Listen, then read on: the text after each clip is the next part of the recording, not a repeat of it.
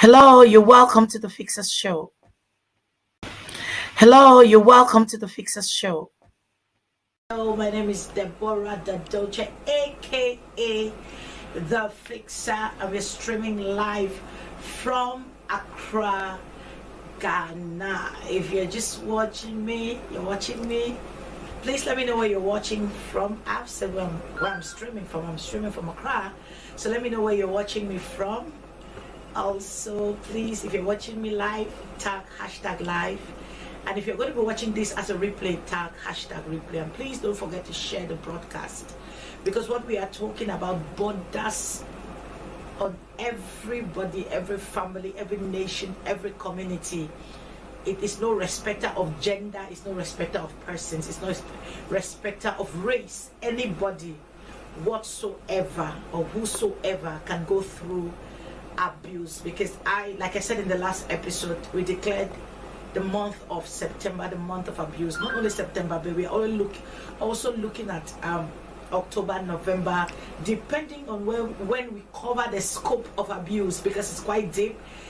Last episode I talked about domestic abuse, domestic violence, spousal abuse, or intimate partner abuse, and I spoke specifically about physical abuse, just that aspect, and just a portion of physical abuse. And today I'm going to continue with physical abuse till I finish it. And if you did not watch the last episode, please go back to the Fixer Show page on Facebook or on YouTube and watch it. I gave out some very, very, very valuable content. I mean rich, valuable content, because I took out time to do a lot of research before I came out with that material.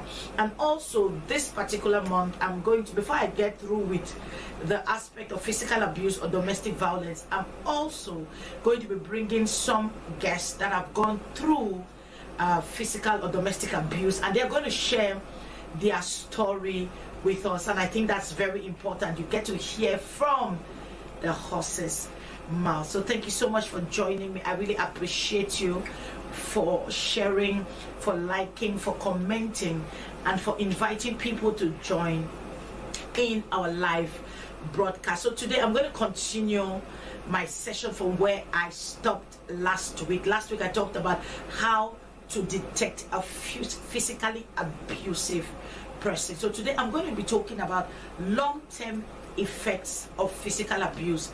I can assure you there are long terms of physical abuse. There is a long term. You heard me right.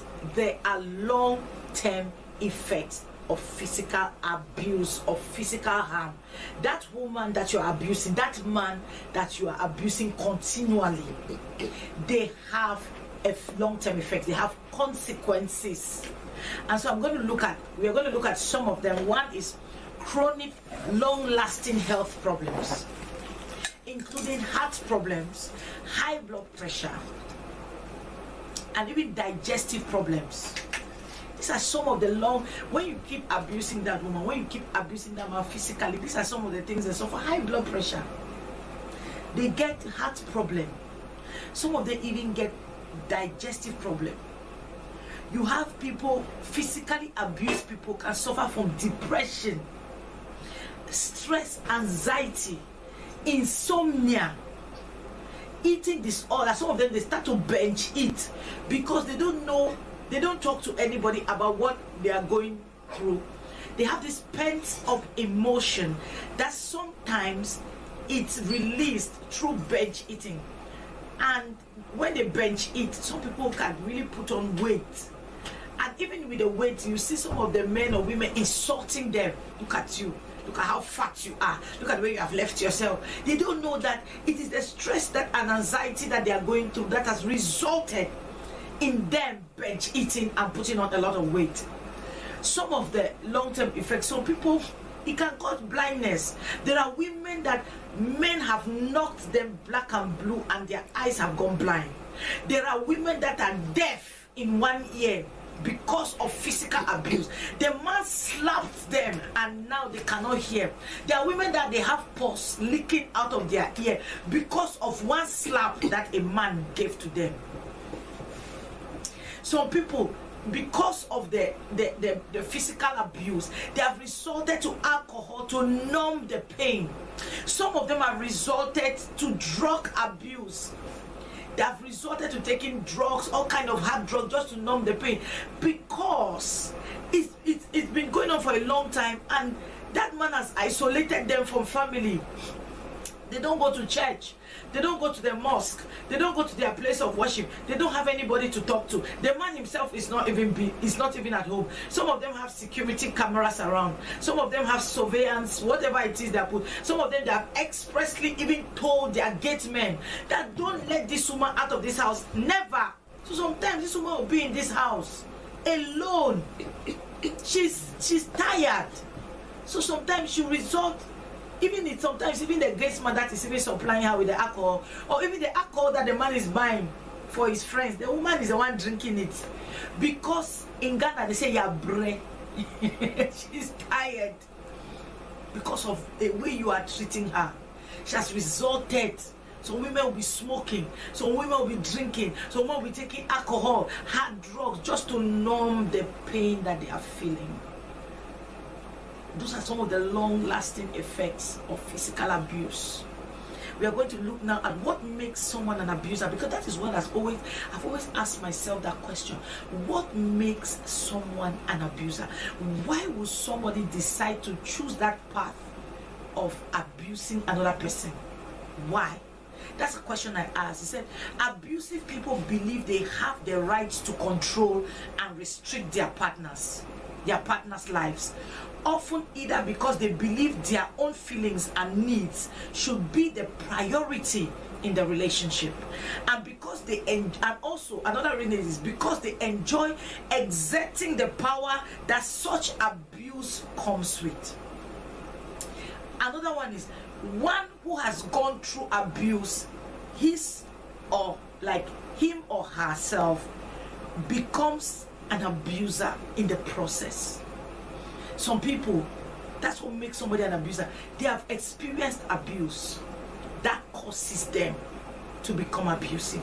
Some people, they believe that they have the right and the control to restrict the lives of another person. Some of them is they are being egocentric. They are being self-centered. They say their needs are paramount. So anything that you want to do, everything should revolve around them.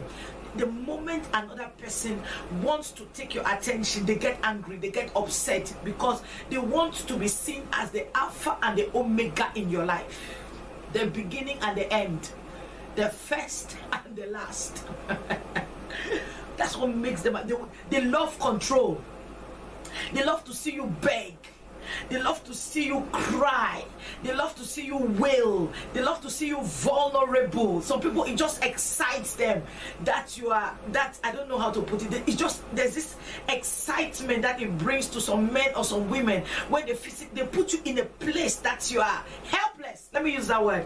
You are helpless. It's like your life is in my hands. I can do and undo. That's how some people are. With narcissistic tendencies, both men and women. They feel they are larger than life. I can do anyhow, I can treat you anyhow, and you just accept it.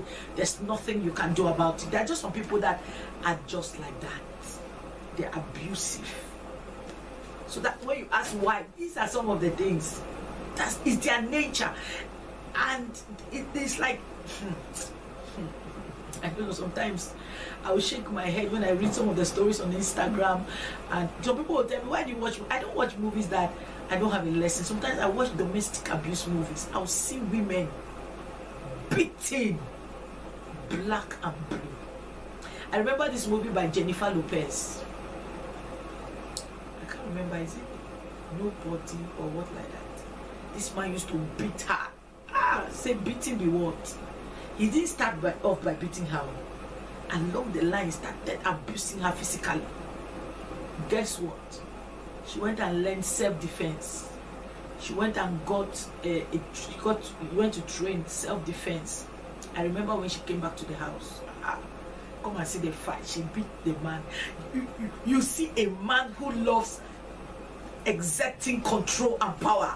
He found himself on the receiving end. He could not stand it. I said, before this man could go down, he was like, who is this woman? Is it this small thing that you have gone to learn? You think you can defeat me? When Jennifer Lopez will give him pop, he will laugh. She give him pop, she will laugh. Before he knew that it was serious, Jennifer had finished him. Just the fact that he was the one receiving the abuse, it was doing him.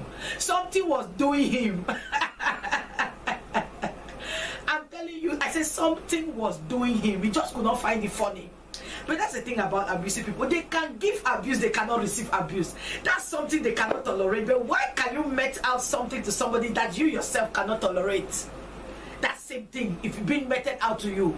There are people who can cheat on their wives, but if their wife cheat on them, the whole world will hear. That woman is a prostitute. That's her whole life. She's chasing men. But you are also chasing women. Why is it that the thing that you did is good for you? When you are cheating on your wife, when you're abusing your wife, it's good for you. But when your wife wants to abuse you, it's not good. When your wife wants to cheat on you, it's not good. You will cry foul.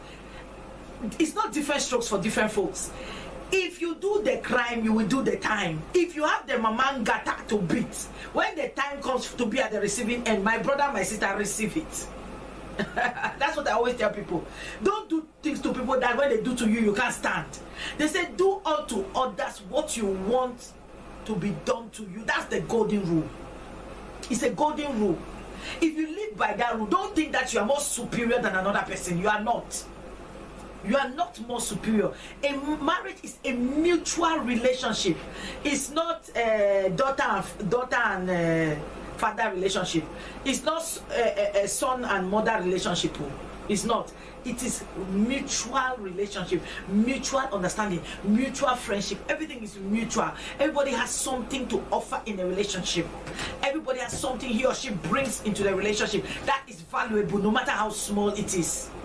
So don't downplay that one. Don't think that you are God. Don't play God in a relationship to the extent of beating somebody's child, abusing, even to the extent of even going to kill the person. No, you don't have that right to take another man's life. Nobody has given you that right. You are not God. Okay, before I get overworked up and emotional, let me continue.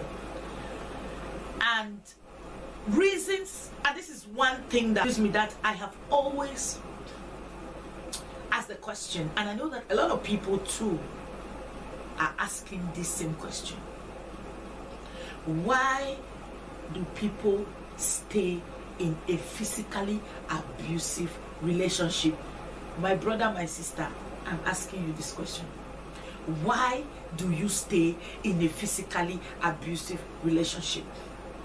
I cannot speak from experience because I have not been in a physically abusive relationship. So I cannot say why I stayed because I have not been in one.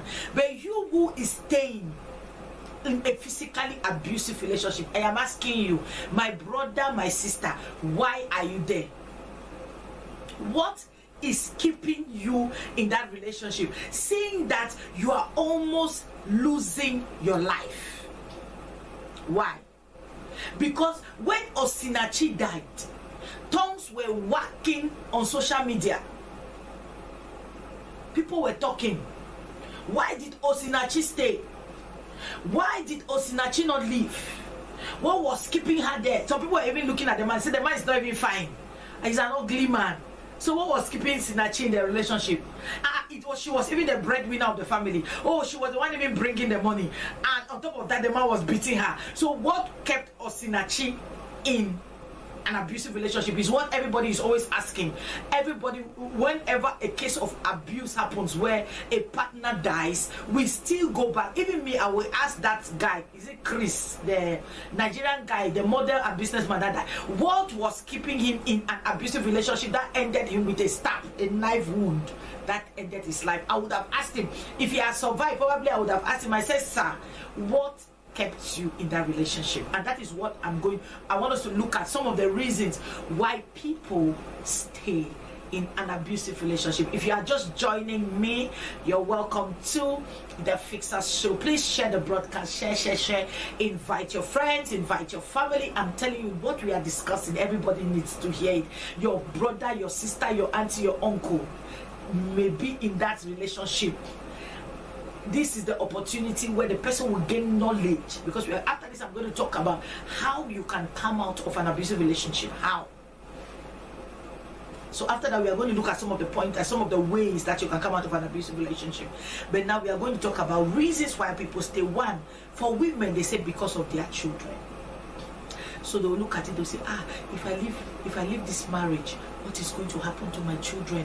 Oh, I'm going to stay for my children. But sister, let me ask you, if you die, what will happen to your children? Osinachida is not there. What is happening to our children? Why is Osinachi to come and take care of the children? Where is she? If you are staying because of the children and something happens and you lose your life, sister, woman, I'm asking you, will you be in the grave taking care of children? You will stay in that abusive relationship for the sake of your children. And I'm going to ask you, Osinachi that is in the grave, is she now coming to take care of her children? If at all that was the reason why she stayed with Nwachukwu, because of the children. Now the same children are with a man and she's nowhere to be found. That's a reason that people give. Another reason is to see if the person will change. They want to work it out. Some of them even give excuses. Say it's not like that. They don't know what comes over him. It's not like that too. He used to be a good man, oh. He used to be a good woman, oh. I don't know. Let me just give the person a chance to see if the person will change. My dear, there's a likelihood 0.0000% that an abuser will change. It's very few. Go and check the statistics. How many abusers change? When you check the statistics, then you cannot advise yourself that you is sticking it out. You is wanting to see if the person will change. Go and check the statistics of how many people have changed from abusive behaviors. Then you can now tell yourself that, okay, my husband or my wife will change. You want to see if he will change. That's one reason why people give. Another reason is if they have invested in the life of a person. Like this one happens a lot with men. You know, sometimes there are some men that will meet women. The women are brilliant, but they don't have opportunity.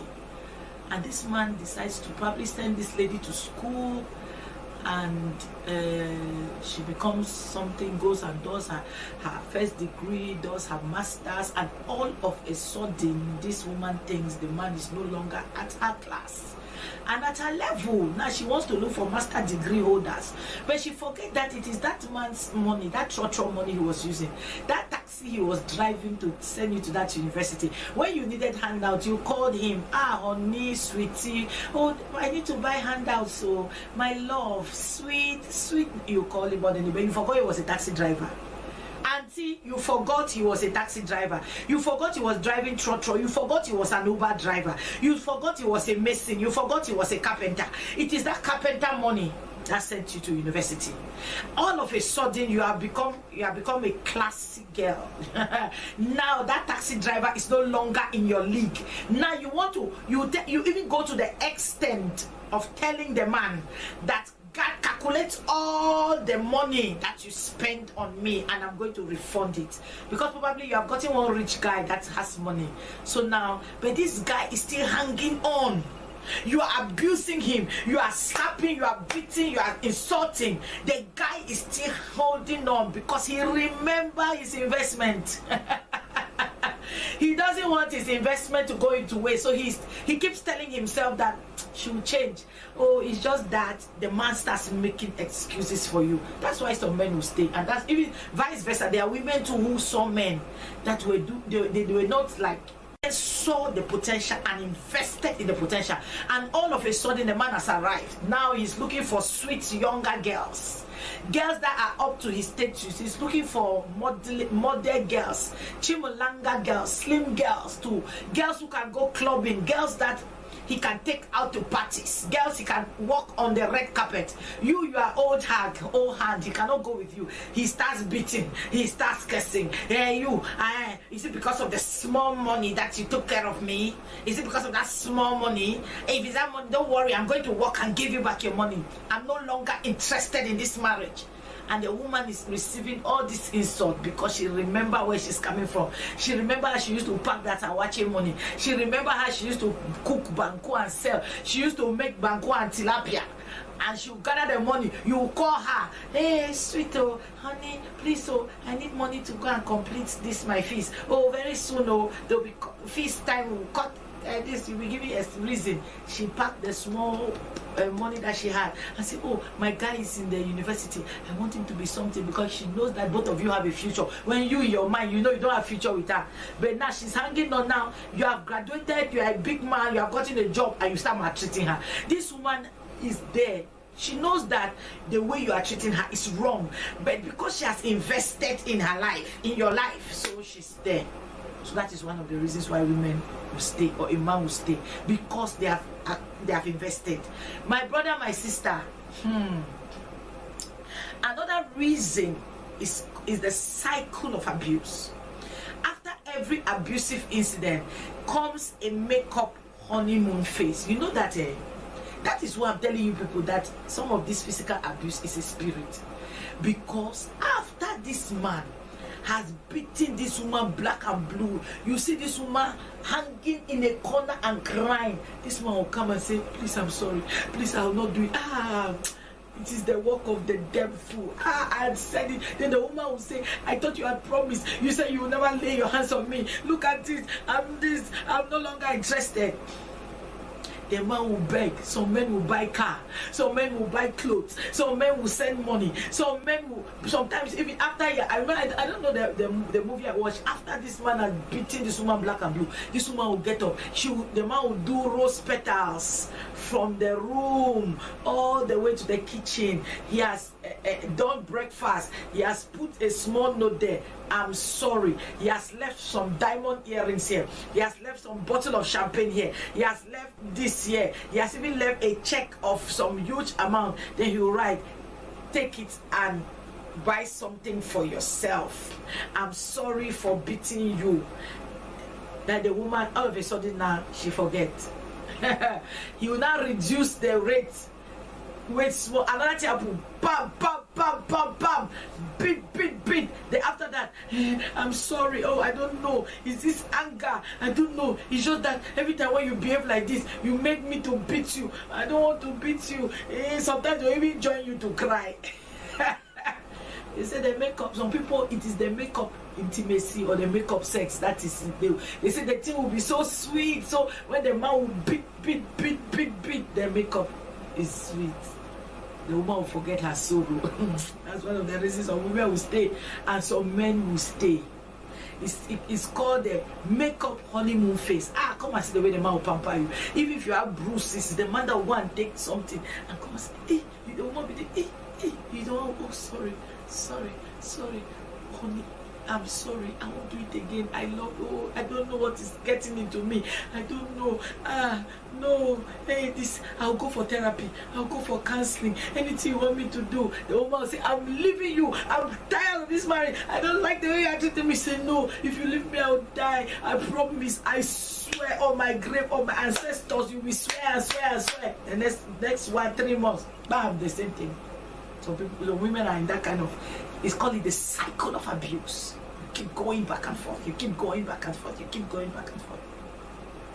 Another thing is, it's very dangerous to live, like very dangerous, because I read in the statistics, it says, is it 70% of women end up dead in the first few weeks when they live an abusive partner. I remember this man of God, Sylvester, in the, is it UK or US? UK, one of those countries, where him and the wife left the house separated. The thing was all over social media. I'm sure you have watched that, but it was like last 2 years or 3 years. And what happened? This guy, it's like she came to the house to collect some things with her brother, and they got into a confrontation. The guy even made a threat that he was going to kill this lady. They should mark his word. And I don't know if they took that threat lightly. They offered no protection to this woman. Guess what happened? This woman was in her bank, went to her website in the morning. She was leaving to do something. This man waited for her in front of her office and shot her dead. Not only that, walked out of where he killed her and went to his house and went and relaxed. How did they catch him? Surveillance cameras in that banking area, they saw him and they went and picked him for the house because the woman is dangerous. That's why some women, when they want to leave, they are scared of leaving abusive men, because these men will threaten. I'm going to kill you. I will kill your father. I will kill your children. I will kill your auntie. If you leave me, I will kill. I will destroy. I will this. If I catch you anywhere. So those women hear those things and they are scared, because they are this. I'm telling you, they can kill. I remember the story. It's on the internet. A Cameroonian lady who was separated with a man, and the man walked into the house of this Cameroonian lady, killed her, and killed himself. That is what abusive partners can do. Is dangerous. So some of them will stay because they think that staying is better than living, because they have also heard gory stories of people who tried to leave and they were killed. Sometimes some women completely relocate to another town, another city, another country, so that they will be free away, and they're even living in fright. Some of them have to go off social media. Some of them have to cut off communication for years and years and years before the whole thing should die down. Let the man move on with his life. Because there's even some women who say that when they leave, this man will call them. He's breathing fire, thunder, fire, and brimstone. I will kill you. If I catch you, you are dead. You think you can leave me? You think you can embarrass me? Do you think you can disgrace me? You are small. Just make sure I don't find out where you are.